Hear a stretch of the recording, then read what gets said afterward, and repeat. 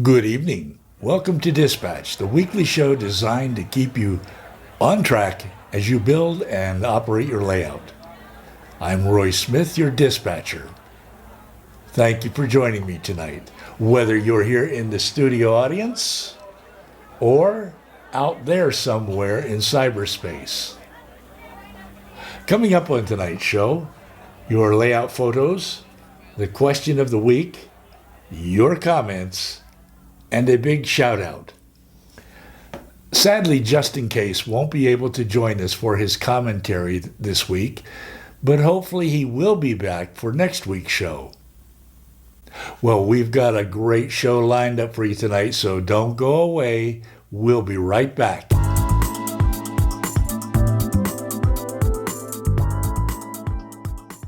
Now, first up on tonight's show, your layout photos. Each week, I invite you to post photos of your layout in a Facebook group called the N-Scale Union Pacific Evanston Subdivision Group. And each week, many of you do just that. Then I bring your photos over here to Dispatch to share with everyone during the show. So tonight, I have a whole bunch of layout photos to show you. And here they are.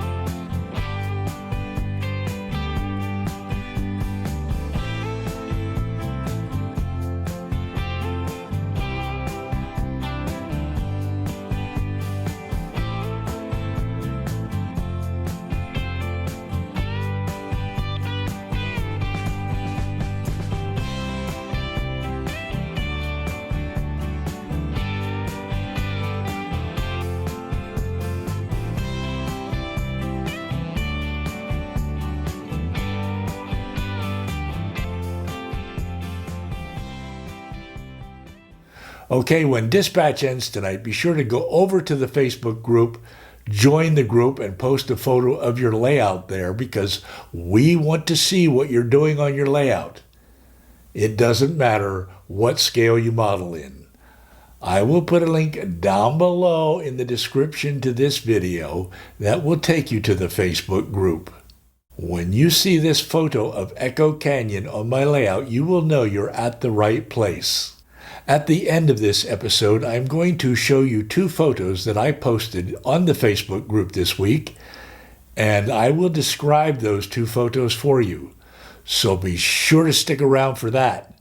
Now, next up on tonight's show, the question of the week. Our question this week is, what do you like about the scale you model in? Let's see how you responded to this question. First of all, you can see what looks like a disproportionate number of N-scalars versus HO scalars on the chart. Well, this doesn't mean that there has been an explosive growth in the number of N-scalers in the model railroad community. Not at all. In fact, HO scalers continue to make up about 80% of the community. It simply means that there is a large number of N-scalers who have graduated to this channel. Now, what's really important on this chart are the reasons you gave for liking the scale you model in. You can see those reasons listed here. Many of you said that you like N-scale because you can get a lot more railroad in a small space. And many of you said you prefer HO scale because its size makes it easier to work with. Each scale has advantages and disadvantages, and clearly the scale you select is a matter of personal preference, just like everything else in this hobby. I'd like to thank all of you for your responses to this week's question. More than anything, I hope this survey has helped newcomers to the hobby when they are trying to choose which scale to model in. For some, the choice is obvious and easy, but for others, the advantages and disadvantages of each scale present a dilemma in making the choice. I encourage you newcomers out there to consider the advantages and disadvantages of each scale and to choose wisely, because once you make an enormous investment in one scale, it can be difficult to switch to another scale if you decide you want to. Now, here's the question for the coming week. What is your favorite kind of operation to do on your layout? Is it industrial switching, yard classification, interchange operations, or something else? Or perhaps no operations at all on your layout? Please pick one, the one you most enjoy and prefer, and let us know which one it is in the comment section down below. Then I will tabulate your responses and share them in Dispatch next week. Be sure to watch next week's show to see the answers to this question. Remember, the question for the coming week is, which is your favorite type of operation to do on your layout? Is it industrial switching, yard classification, interchange operations, or something else? Or perhaps no operations on your layout? And now it's time for your comments. This past Saturday, I uploaded a video called 7 Secrets to a Clean Train Room. Let's take a look at a clip from the video. Does your train room look like a pigsty?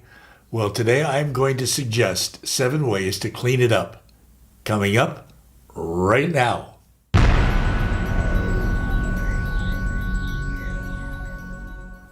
Hi, I'm Roy Smith. The term pigsty refers to an extremely messy or dirty place. I don't know about you, but I don't even like to go into my train room when it looks like a pigsty, dirty and full of clutter. And it's especially embarrassing if friends stop by to see my trains. Today I'm going to offer you 7 secrets for a clean layout and train room. Now these are just suggestions, and of course a suggestion is just an idea for your consideration. Any or all of these suggestions may or may not even apply to you. You be the judge of that. And before this video is over, I'm going to tell you what is the single biggest threat that I face to a clean train room. A whole bunch of you posted comments in response to this video. Here's what a few of you had to say. Dale PRR Guy Bass wrote, "Another great show, Roy. Watched while I had my morning coffee. As locomotive hoggers, we tend to want to just run trains and not do housekeeping. But your video did inspire me to do some straightening up today." Thanks, Dale. You're right, there are certain tasks on the layout and in the train room that we don't like and tend to avoid. Cleanliness is often one of those tasks. I know because I'm guilty. Well, now we have one more thing to put on our things I hate to do list. James Tedesco wrote, "Thanks for the cleaning tips, Roy. When I had my automotive repair shop many years ago, I kept it fairly clean and organized. You would be surprised how many of my customers thought I didn't have much business because of my shop's appearance. I still like to keep my train room clean when possible, but sometimes I have to trash the room to make improvements. I just had an idea inspired by your comment, James. One way to keep the train room clean is to do nothing there. Nah, that's not going to happen. And Jason Sharp wrote, but Roy, the mayor of my layout is a spider. He is the only living citizen. I can't take him out of office. LOL. Good point, Jason. Your spider may be on the endangered species list. Still, we have to fight the spiders and termites everywhere on our layouts, even if the all-out war with them ends in the total destruction of our layouts.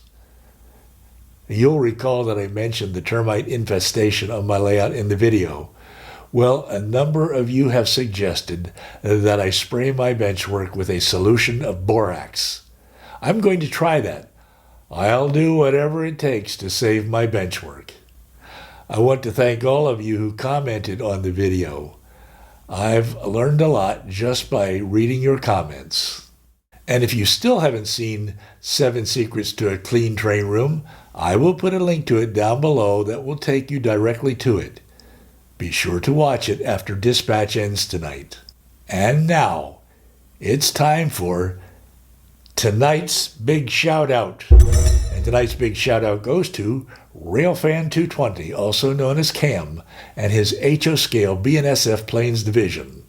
Cam is a college student who has loved trains all his life and now seeks to share his passion for the hobby with you.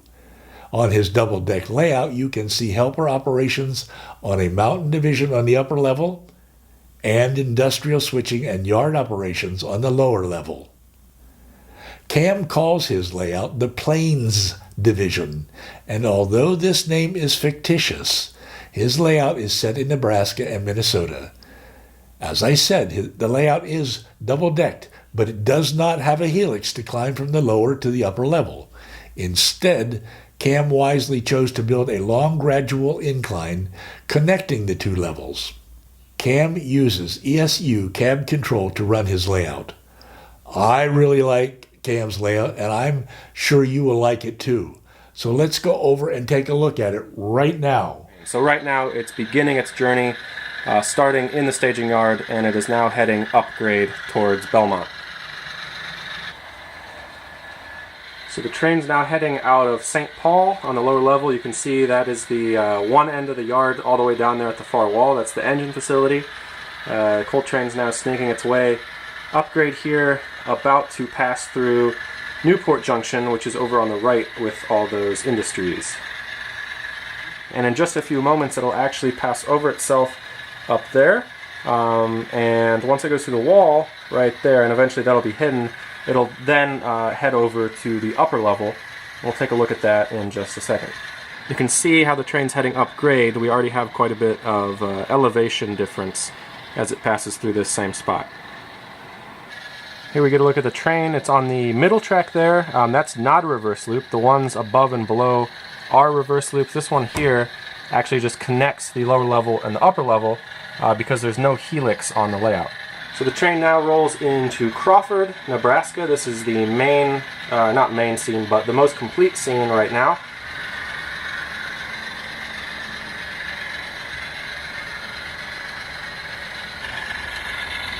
And here's a good look of our train now heading upgrade and going into the new passing siding. Or really this is the main line portion. So here the train reaches the top of the grade. So this train right now, still heading upgrade. It's going to head through the reverse loop there. Or through the wall, I should say. And right at this moment, both ends of the train can be seen in the same view. Some of that will be taken away when I add the tunnel portal that'll sort of run parallel to the wall there. Also depends on train length. And we'll have a little bit of a view divider between the two legs of the track where they split off right here.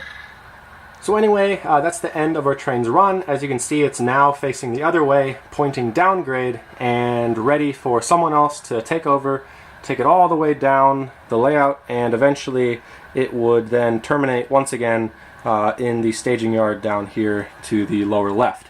Okay, you've had a chance to see a bit of Cam's layout right here on Dispatch. Be sure to go over to his channel to see the rest of it. Don't forget to subscribe while you're over there and tell Cam that Roy Smith sent you. I will put a link down below that will take you to his channel. And Cam, if you're out there somewhere watching this, I just want to say that you've got an awesome layout and YouTube channel. I really enjoy watching you build and operate your layout. Thank you for sharing it with us. Now, as I said at the beginning of this episode, I want to show you two photos that I posted on the Facebook group this week. In the first photo, I mentioned that I have repeatedly forgotten to include a buffer car in my tank car trains in my videos, and forgetting to do this has embarrassed me.